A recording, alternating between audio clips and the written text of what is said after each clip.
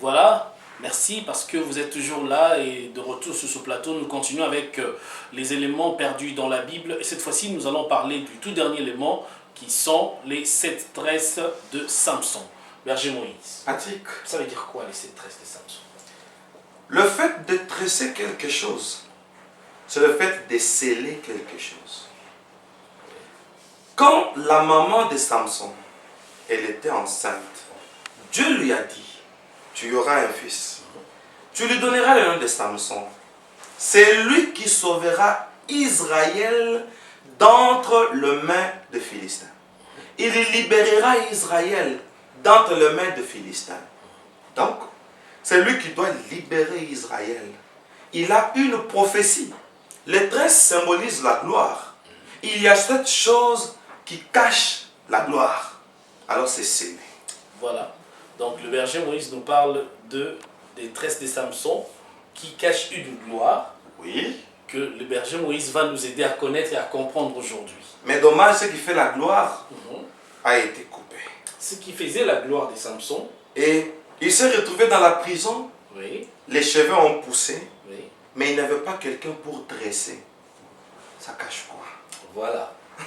Nous allons connaître cela avec l'homme de Dieu maintenant. Nous sommes dans Juge chapitre 14. Le livre des Juges. 1 à 2. 14. Et nous gardons la page. Voilà. 1 à 2. Nous lisons au nom de Jésus-Christ. Amen. Samson descendit à Timna. Oui. Et il y vit une femme parmi les filles des Philistins. Oui.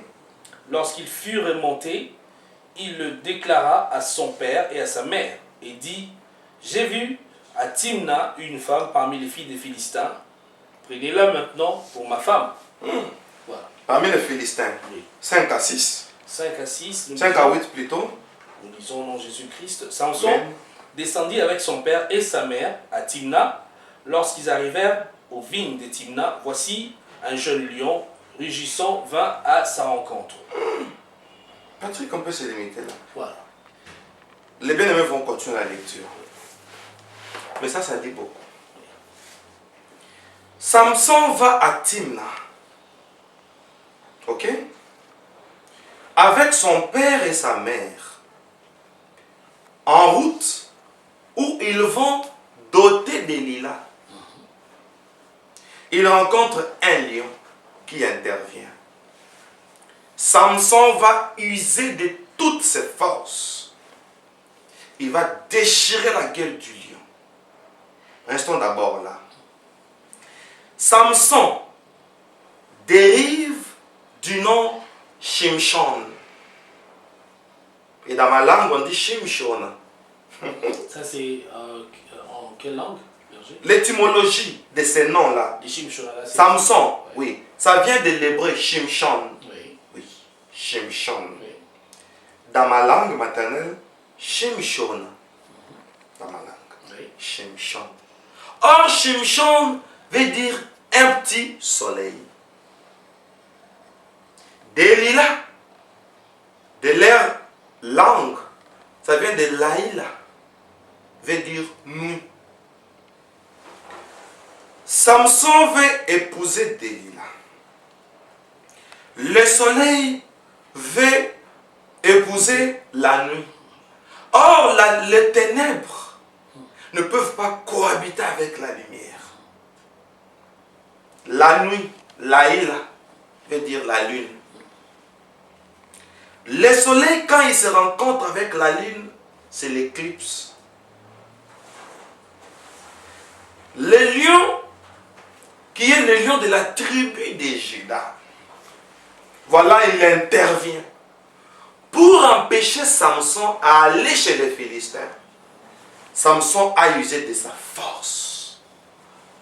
Il a empêché, permettez-moi la tautologie, il a empêché le lion à l'empêcher. Vous avez compris? Oui. Il l'a déchiré. Il y a certaines personnes qui combattent leur propre destin. Il y a certaines personnes qui combattent leur propre salut parce qu'ils ont le pouvoir de le faire. Un pouvoir mal utilisé. Je vous assure. Il tue les lions. Les lions lui disent: tu m'as tué. le lion lui donne un message. Le lion donne du miel dans sa carapace. Un jour, Samson passe par là. Il fait de ce miel l'énigme de celui qui mange et sorti ce qui se mange. Il se limite là. Le message codé n'a pas été décodé. Le lion, c'est le symbole de la force. Le miel, c'est le symbole de la douceur. Il tue le lion lui renvoie un message pour dire: oh, toi l'homme fort, Samson, tu m'as tué. Or, le lion symbolise la force. Comme tu as perdu ta force, tu deviens faible. C'est ça le miel. La douceur. Un lion qui donne le miel pour dire: tu as perdu ta vigueur. Tu deviendras malléable. C'est le message. Samson n'a pas compris. Il est allé chez les Philistins. Il a aimé une Philistine. Il l'a épousée. C'est une prophétie qui dit: la lumière rencontrera les ténèbres. Nous vivrons pendant un temps de l'éclipse. Le temps du soir. Ok? Ceux qui sont destinés à libérer Israël, ceux qui sont destinés à libérer l'Église, vont connaître un défaut.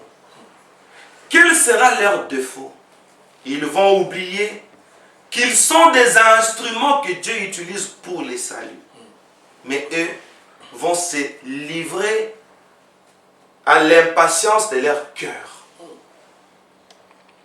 Ils ont aimé pendant que c'était des instruments. Et ils ont mal aimé. Samson fait une alliance avec Delilah pour dire: ceux qui sont appelés à nous sauver, ils vont se retrouver dans les rudiments de ce monde. Ils vivront sur la terre comme des personnes ordinaires. C'est ça la souffrance de l'Église. Toutes les choses perdues dans la Bible, c'est l'Église qui en pâtit. C'est l'Église qui paye le pot cassé. Voici, Samson se retrouve sur les genoux de Delilah. Ok? Pour dire: le monde, le paganisme fera que le monde va nous donner une tendance du bien-être, alors que ce n'est que de l'éclipse. On place la tête du vaillant sur les genoux d'une Laïla. Nous n'avons rien à faire avec les ténèbres, Patrick. On a endormi Samson et on lui coupa les 7 tresses. J'ouvre une parenthèse qui vous fera du bien. Il y a un homme qui avait les longs cheveux. Et à cause de l'amour du monde, Laïla, ok, qui symbolise le monde des ténèbres. Samson perd les cheveux et Paul vient. Il dit: c'est une honte pour un homme d'avoir de longs cheveux, parce qu'il y en avait un qui en avait de longs, il a fait la honte, alors que les hommes ne portent plus de longs cheveux. Sinon ça nous rappelle Samson. Ok? Oui, bien sûr. Patrick, on coupe à Samson les 7 tresses. Or, chaque tresse était un message. Le chiffre 7, c'est le chiffre du chandelier. Le chiffre 7, c'est le chiffre des 7 églises de l'Asie. Amen. C'est la prophétie de l'église. Cette prophétie nous concerne. Écrit à l'ange de l'église 2. Écrit à l'ange de l'église 2. Tous ces messages-là, c'était des messages scellés qu'il fallait déceler. C'est ça les 7 tresses de Samson. Mon Dieu. Ça s'est coupé. Or, on a dit à la mère de Samson, le rasoir ne passera pas sur sa tête, ça sera l'image de sa consécration. Ok? Voilà celui qui doit libérer Israël. Le secret pour libérer l'église du Seigneur, c'est que les libérateurs soient consacrés. La consécration, c'est le secret de notre force ministérielle. Et éventuellement, nous allons continuer à recevoir ces enseignements du berger Moïse, quand bien même on découvre que si vous n'êtes pas totalement consacré à Dieu, vous avez perdu les 7 tresses de Samson. Berger Moïse, Patrick, je ne sais pas comment vous expliquer ça aujourd'hui aux hommes de Dieu qui se croient vraiment être des serviteurs de Dieu. Ils se disent, ben voilà, moi je suis là, je connais des pasteurs qui prennent de l'alcool. mon Dieu, certains justifient cette attitude-là par le vin. Ils disent que le vin est acceptable. Ils prennent ça, ils consomment ça régulièrement. on dit que le vin est acceptable. On ne prend pas la bière, mais on prend le vin. Bon, moi je dis que c'est de l'ignorance, parce que le pourcentage contenu dans le vin est 3 fois, 4 fois plus élevé que celui qui est dans la bière. La bière, je me suis renseigné, c'est 3 à 4%, mais tandis que le vin, c'est le double. Il y a les vins qui sont à 10, 13, 14, 16%. Oui. De l'alcool. Oui. C'est 4-5 fois plus que la bière. Oui. Tout ça, ce sont les signes de la perte. Et Patrick, pour continuer, comme vous avez dit, quand Samson va perdre les tresses, ça veut dire la consécration. Les choses perdues dans la Bible veulent simplement dire que ceux qui sont appelés au salut perdront la consécration. Et quel sera le sort de l'Église? Je vous ai dit la fois passée, Oui. quand mon passeport a expiré, j'avais écrit avant pasteur. Oui. Je me suis dit que non. Partout dans les aéroports, nous sommes mal vus. J'ai enlevé, j'ai mis employé au nouveau passeport. À cause des comportements de certains pasteurs. Et les pasteurs sont mal vus. Ceux qui ne sont pas consacrés totalement. Les pasteurs sont dans la politique. Les pasteurs sont dans la magie. Les pasteurs sont dans l'occultisme. Et voilà, notre réputation est bafouée. Or, c'est la prophétie de Samson qui va chez Delilah. C'est la prophétie des libérateurs du peuple qui vont faire alliance avec les choses du monde. C'est pourquoi il y a une prophétie dans Apocalypse. La femme apocalyptique, on ne va pas lire. Apocalypse chapitre 12, verset 1er. On a vu une femme, Patrick, enveloppée du soleil et la lune sous ses pieds. La femme, vous connaissez les passages, ça va vous faire du bien. La femme typifie l'église. Samson qui a perdu sa mission, on donne cette mission maintenant à l'église qui est la femme. Et Paul dit, la femme doit porter de longs cheveux. Amen. Les cheveux que Samson portait, maintenant c'est la femme qui doit porter ça. Ça, c'est l'église. L'église. Qui ne doit pas faire la honte que Samson avait fait. C'est ainsi que Patrick, partant de l'idée que vous êtes en train de donner, vous allez voir cette femme qui est enveloppée du soleil. Pour dire, Samson veut dire petit soleil. Parce qu'il y a le grand soleil, ok, qui est Jésus-Christ. Maintenant, la femme apocalyptique est habillée, enveloppée du soleil. Pour dire, Paul donne à la femme la gloire. Elle doit porter de longs cheveux. On ravit ces cheveux que Samson avait, on donne à la femme. Samson qui était un petit soleil. On prend le soleil, on revêt à la femme. Vous voyez, les atouts qui étaient sur Samson sont maintenant sur la femme. Oui. Elle est revêtue du soleil. Samson n'en a plus. Il n'est plus un soleil. Qu'est-ce qui a fait tomber Samson? C'est la lune, Laïla, Delilah. Maintenant, la femme apocalyptique a la lune sous ses pieds. Or, tout ce qui est sous nos pieds est sous notre pouvoir. Amen. Nous avons dominé. Je vous donnerai en possession tout lieu où foulera la plante de vos pieds. Amen. Alors voilà la lune qui est sous nos pieds. Pour dire, nous devons mettre fin au règne du monde. Amen. Pourquoi? Parce que nous avons une mission. Notre mission, c'est de libérer Israël d'entre les mains de Philistins. Et les Philistins représentent Le monde païen. Avant de continuer, si nous nous donnons au monde païen, il y a une conséquence. L'objectif des Philistins, c'est d'envoyer Delilah, afin de couper nos cheveux. Tout pasteur, prédicateur, encadreur du peuple, qui a déjà perdu sa consécration, la première chose, les Philistins vont crever les yeux de Samson. non, il ne pourra plus voir. Il ne pourra plus voir, mais les cheveux vont pousser. Là, ce n'est pas intéressant. Les cheveux faisaient la force de Samson. Dieu a restauré ses cheveux et non ses yeux. Donc il n'avait plus de vision. Il n'avait plus de vision, mais il avait la force. Il pouvait dire que je meurs aujourd'hui avec les Philistins. Et il a tué un nombre plus élevé que quand il était en vie. Mais lui n'était pas appelé à mourir avec les Philistins. Il s'est appuyé sur des colonnes.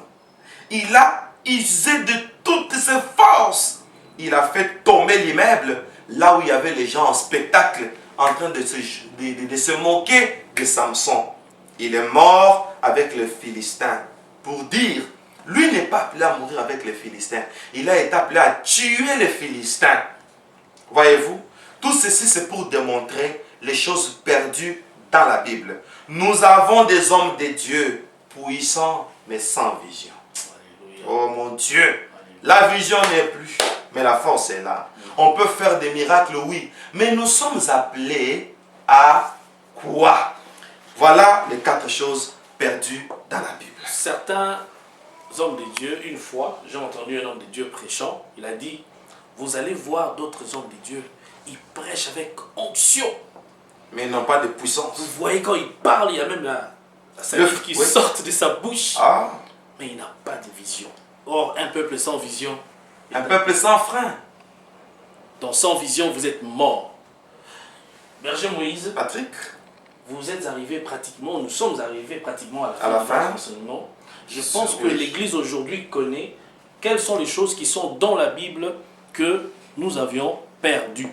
Les choses perdues dans la Bible. Nous Que devons les l'Église- chercher. Nous devons chercher ces choses-là, les ramener à l'Église. Aujourd'hui, on a besoin du ministère de repentance, qui est la cognée, qui est la cognée. On a besoin du drachme, qui est l'image du roi, l'image du roi. Et on a aussi besoin des ânesse, qui est la vision du salut. du salut. Et finalement, la consécration, donc la vie pleinement dans les Qui Seigneurs. fait la gloire de l'Église. Nous pensons que vous avez été édifiés. Ah, Seigneur. Il y a un prochain élément avec le berger Moïse, un dernier mot de la fin pour le peuple de Dieu. Restez toujours branchés, bien-aimés. Notre service est de vous édifier toujours. Mais, quelque chose que je demande au monde entier, votre soutien. Nous avons beaucoup de choses à dire, mais nous avons peu de moyens afin de continuer à diffuser. Amen. Et personne ne peut aller dans un service militaire avec ses propres frais. Les forgerons à faim. Les forgerons à faim, ils risquent de se fatiguer à taper dessus à Amen. cause de la faim. Amen. Alors nous avons besoin de votre soutien parce que nous avons une connexion internet que nous payons par mois. Amen. Nous avons des agents à notre service, jusque-là qui n'ont pas de salaire. Amen. Et avec votre soutien financier, et nous allons pouvoir bien fonctionner et nous comptons sur vous. Voilà mon mot de la fin. Restez toujours branchés sur Messianique Télévision, sur le www.messianique.com. Nous continuerons toujours à vous révéler la parole prophétique. Et vous pouvez nous écrire à l'adresse mail qui apparaît au bas de l'écran. Oui, au Vous bas de pouvez appeler l'écran. au numéro que vous voyez au bas de l'écran. Restez connectés sur Messianique TV, sur messianique.com et God bless you. Merci.